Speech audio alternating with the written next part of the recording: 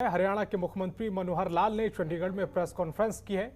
CM ने सरकार के 2500 दिनों के कार्यकाल का रिपोर्ट कार्ड पेश किया है और क्या कुछ सीएम ने अपने इस रिपोर्ट कार्ड में रखा है, आइए दिखाते हैं आपको।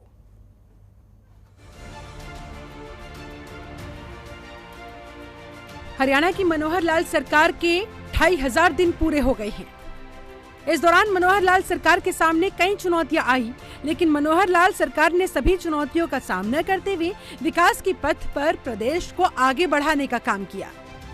सरकार ने हर वर्ग के विकास के लिए कई कदम उठाए। रोजगार हो या गांव में सड़कों का निर्माण, सरकार ने बखूबी इनको धरातल पर उतारा।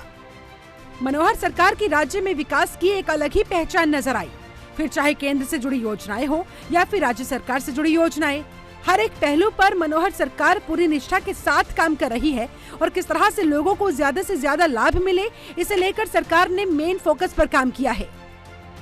सरकारें भौतिक विकास करती रही है, कुछ नहीं किया ऐसा मैं नहीं कहूंगा, लेकिन सड़कें बनाना है, बिल्डिंग बनाना है, कोई भी दिखने वाला काम जो दिख जाए, जिसके बारे में अपना श्रेय उपलब्धियों का ले सकें, केवल मात्र वो काम करते रहे। लेकिन उन पे व्यवस्थाएं क्या खड़ी होंगी, लोगों को उसकी सुविधा क्या होगी, अगर मैं कहूं तो उसमें सॉफ्टवेयर क्या लगेगा, सॉफ्टवेयर के ऊपर ध्यान नहीं दिया उन्होंने।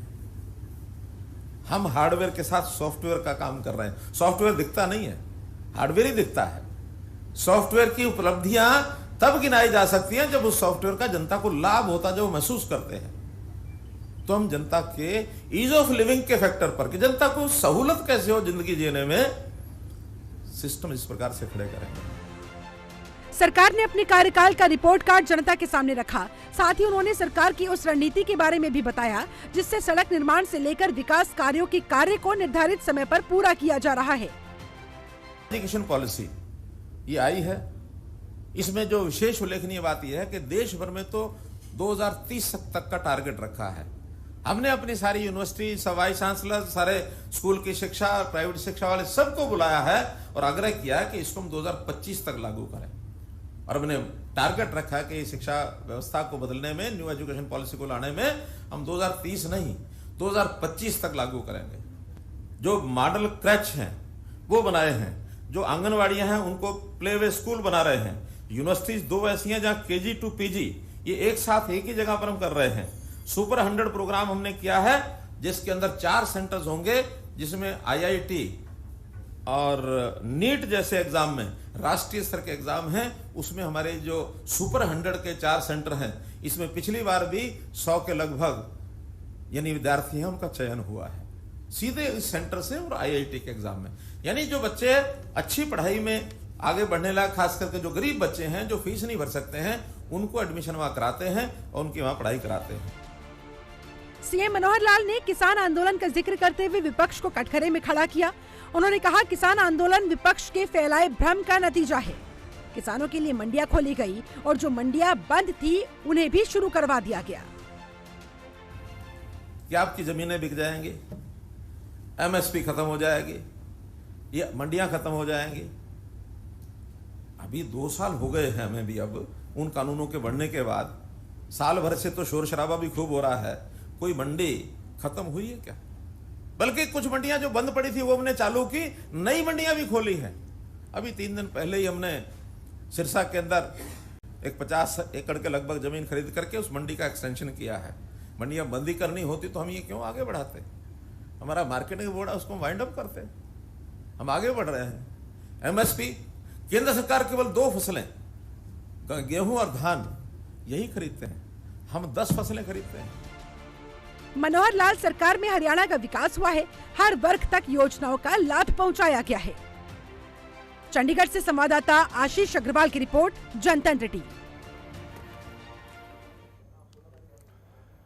और खबर में आगे बढ़ेंगे। सिरसा के रोड़ी बाजार में जाम लगने की समस्या के समाधान के लिए यातायात थाना पुलिस ने विशेष अभियान चलाया। इस दौरान रोड़ी बाजार में लगी रोहड़ियां हटाई गईं और दुकानों के बाहर किए गए अतिक्रमण को भी हटाया गया। दुकानदारों से सामान दुकान के भीतर रखने के निर्देश दिए गए।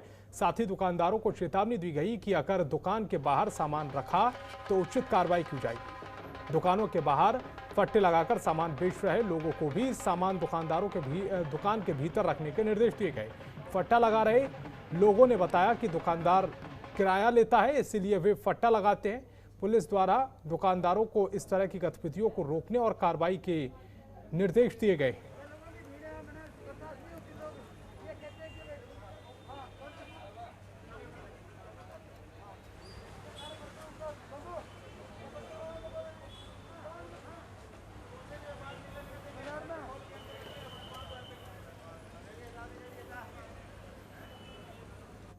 और पठानकोट में संयुक्त किसान मोर्चा की ओर से करनाल के एक एसडीएम के आदेश के बाद कुछ लाठीचार्ज के विरोध में एक प्रदर्शन किया गया है।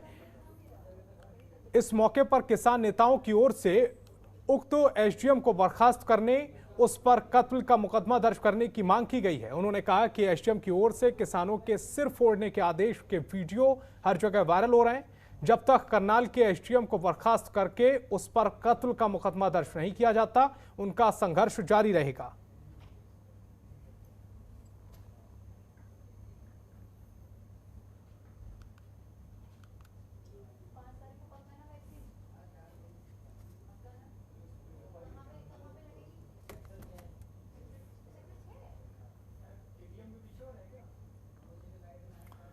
और मोगा पुलिस ने कारोबारियों को रंगदारी मांगने और जानलेवा हमला कराकर दहशत फैलाने वाले गैंगस्टर अर्शदीप सिंह के भाई बलदीप सिंह को गिरफ्तार किया है। यह गिरफ्तारी दिल्ली एयरपोर्ट से की गई है। अदालत की ओर से भगोड़ा घोषित बलदीप स्टडी वीजा पर कनाडा भागने की फिराक में था। गैंगस्टर अर्शदीप और उसके भाई ने पकड़े जाने के एक दिन पहले ही पाकिस्तान से हथियार मंगवाए थे। इससे पहले वो कनाडा भाग पाता, उसे मोगा पुलिस ने गिरफ्तार किया है। एसएसपी ध्रुवन एच निवाले ने बताया है कि बलदीप सिंह पुत्र चरणजीत सिंह निवासी डाला के खिलाफ थाना धोखाधड़ी, जान से मारने की धमकी देने और हथियार तस्करी के मामले दर्ज हैं। बलदीप सिंह को कोर्ट से जमानत मिलने के बाद वह भगोड़ा हो गया था। उसके खिलाफ मोगा पुलिस ने लुकआउट सर्टिफिकेट जारी किया था।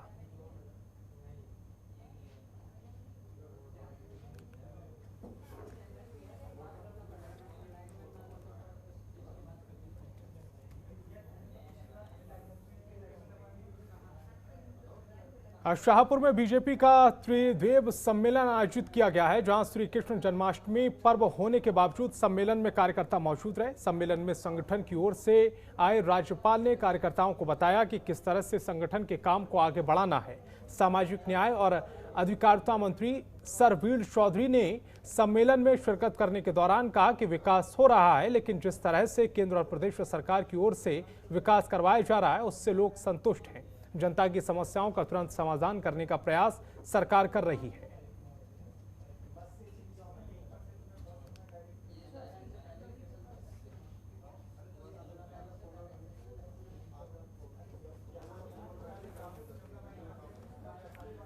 और सिरसा में कृष्ण जन्म को लेकर मनाए जा रहे त्योहार जन्माष्टमी को लेकर सिरसा के मंदिरों में तैयारियां की जा रही हैं। सिरसा के लाल बत्ती चौक स्थित सालासर धाम मंदिर में भी कृष्ण जन्म को लेकर तैयारियां की जा रही हैं। मंदिर प्रबंधन की ओर से कोविड नियमों की पालन के प्रबंध किए गए हैं, तो वहीं स्वास्थ्य विभाग की टीम द्वारा भी मंदिरों में निरीक्षण कर दिशा निर्देश दिए गए हैं। इसी को लेकर आज नागरिक अस्पताल के उप सिविल सर्जन डॉक्टर बुद्धराम और डॉक्टर रोहतास ने शहर भर के अलग अलग मंदिर का दौरा किया है और मंदिरों में भीड़ के दौरान कोविड-19 की पालना करवाने हेतु दिशा निर्देश दिए हैं। उप सिविल सर्जन डॉक्टर बुद्धराम ने मीडिया से बातचीत करते हुए बताया कि देखा गया है कि त्योहारों के बाद कई राज्यों में कोरोना के केसों में एकदम से बढ़ोतरी हुई है। इसी को देखते हुए स्वास्थ्य विभाग द्वारा निर्देशित किया गया है कि जन्माष्टमी को लेकर नियमों का पालन करना जरूरी होगा। इसी को लेकर आज मंदिरों में जाकर मंदिर के प्रबंधक के साथ बैठक कर उन्हें आने वाले श्रद्धालुओं के नियमों का पालन करने और वैक्सीन लगवाने के लिए प्रेरित करने की भी कहा गया है।